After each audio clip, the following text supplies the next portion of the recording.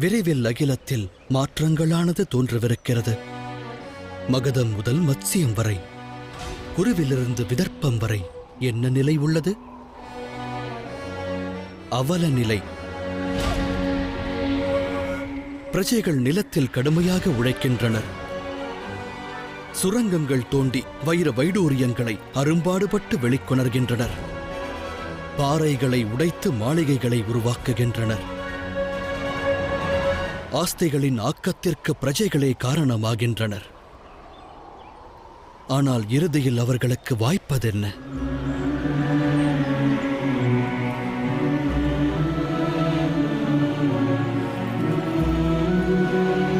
வாழ்வில் அவர்களை பீடிப்பது பசியும் தரித்திரமும் அநியாயமும் தான். செல்வச் செழிப்பில் திளைப்பது செல்வந்தர்களும்